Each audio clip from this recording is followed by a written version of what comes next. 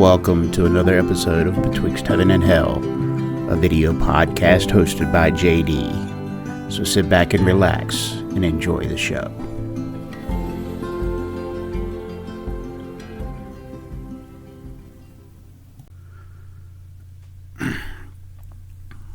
Welcome to another episode of Betwixt Heaven and Hell. I'm sorry it's taken so long for me to get into another episode, but we've had a bit of slow going here. We're in the process of moving from Asheville, North Carolina, back to Virginia, and it's packing up, getting the logistics ready, and the move is getting real close. We're talking about like next week. So I just wanted to throw this in here to keep it going a little bit and see where this,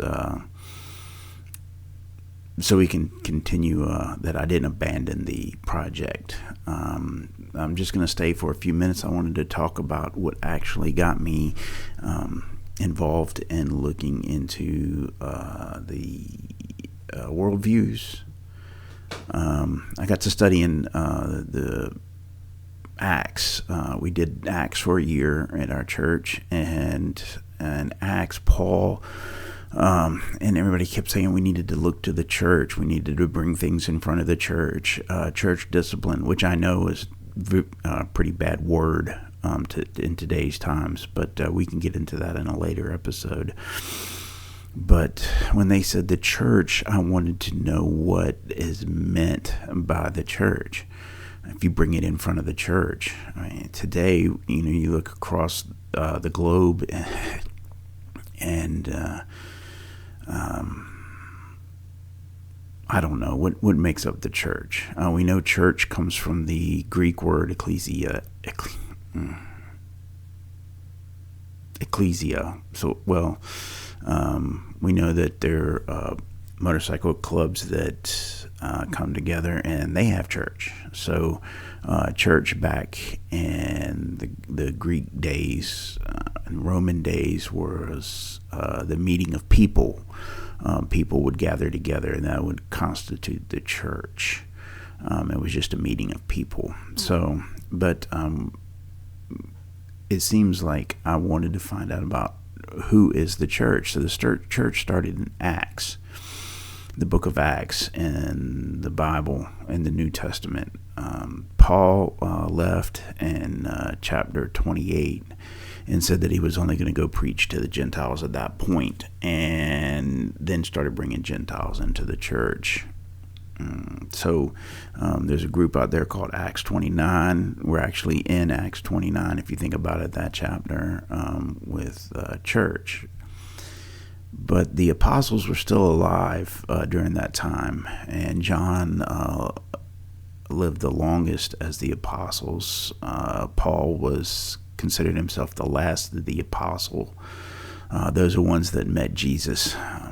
That was a meeting on Damascus Road.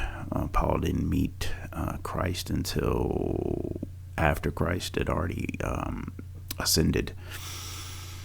But let's look at what the church was at the end of Acts.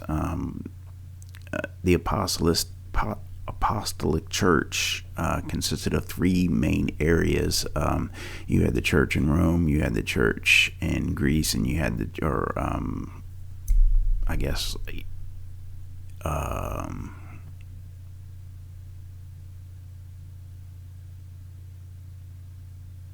Ephesus, and then you had the church in Africa, Alexandria, and they all kind of worked together, from my understanding. And then there was an issue about 1054 between the Roman Catholic Church and the Eastern Orthodox Church. One of the causes of that would have been the Filioque clause in the Nicene Creed, as they come up, in that it's the Holy Spirit. The Holy Spirit is it was a schism over the Holy Spirit coming from God the Father and God the Son, or was the Holy Spirit just coming from God the Father? And also the Roman Catholic, they elected a pope, which meant a pope is just a high bishop, one that is higher than all bishops, where the Eastern Orthodox just had the bishop. The bishops were equal. So that schism took place in 1054, and then you had that made it the Eastern Orthodox. Then we had a Western schism that took place in 1378, where the Pope was Urban. The French didn't agree with the Pope that was elected in Rome, so they elected their own Pope, which was Clement. And then there was two popes. You had an Eastern Pope and a Western Pope, and neither side recognized the other church. Well, that finally got reconciled around 1417. So it was roughly, 30 some years that there was two popes. So then in 1521, I believe it was, then you had the Protestant Reformation. That's when Martin Luther nailed the 95 Theses to the door on the church in Wittenberg. Well, the 95 Theses, he wanted to discuss some problems in the Roman Church. There was a lot of corruption going on. The majority of the 95 Theses dealt with indulgences. Indulgences would be that you give money to the church, there would be special prayers sent up, and that your loved ones would not have to spend as much time in purgatory. You would buy their sentences out. That's another thing, purgatory, we could talk about on a later episode as well. But it's like a waiting place before you get to heaven, so you can be, so you would be able to be cleansed. But that was purgatory. Now, Martin Luther wasn't the only one that was upset about what was going on with the Roman Church. There was also Zwingli in Zurich, Switzerland. He too was against Pope Leo X. That was the Pope at the time, and it was all over indulgences, money, and corruption. And they were moving out, and they were starting to write the Bible in the vernacular of, or the language of the people at the time, so that they could read. Another issue I found funny was the Anglican Church. Thomas Cranmer was elected top bishop for the King Henry. King Henry had a wife that couldn't give him a son, so he asked the Pope at the time for a divorce. The Pope would not allow him to divorce, so he had Thomas Cranmer, which was the high archbishop there. They created the Anglican denomination, which then allowed Henry to divorce and marry, I believe it was Anne Boleyn, to give him a son. But on top of that, I guess it really didn't matter, because he didn't pay attention to the Pope anyway before it was, and he went ahead and married before that church denomination ever got started. So what do we have now? According to the Center of Study of the Global Christianity, the Center of Study of the Global Christianity estimates that there are 47,300 Christian denominations. 47,300 Christian denominations. Wow.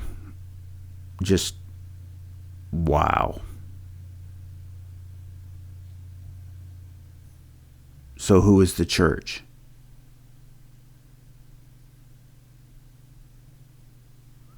Is your local denomination? Is only certain denominations going to make it to heaven? If you believe in heaven. That just sent me on the track to worldviews and what you're pulling in to believe. The Ethiopian church, you got the Coptic church. That was one of the three main churches at the beginning that worked together. And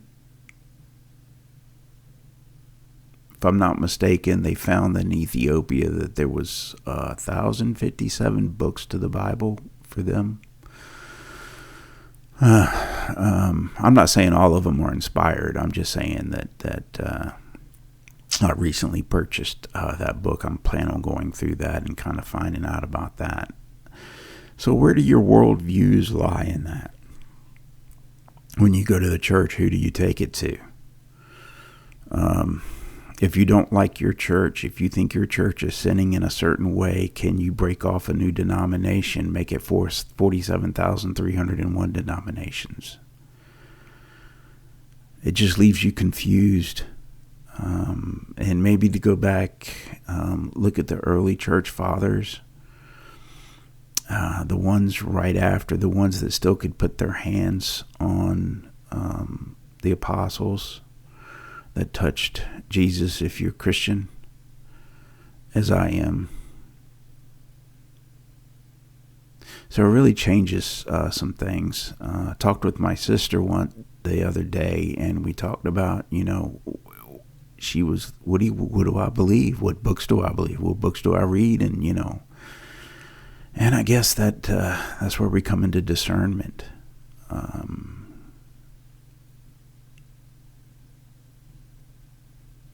I think prayer and the Holy Spirit has a lot to do with that. So, but I just wanted to, this is where it has a lot to drive in this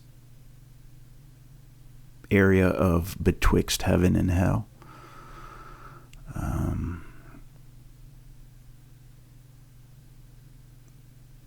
Where do we go from here?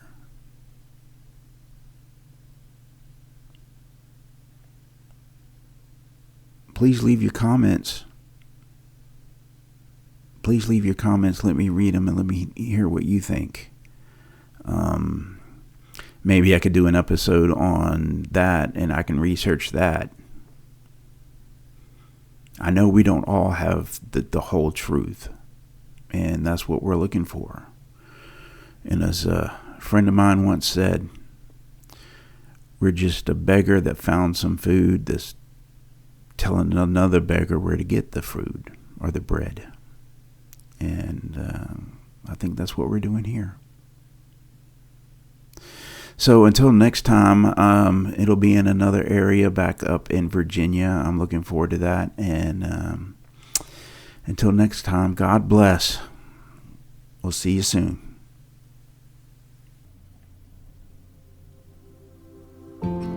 Thank you for listening to the Betwixt Heaven and Hell podcast with your host, JD.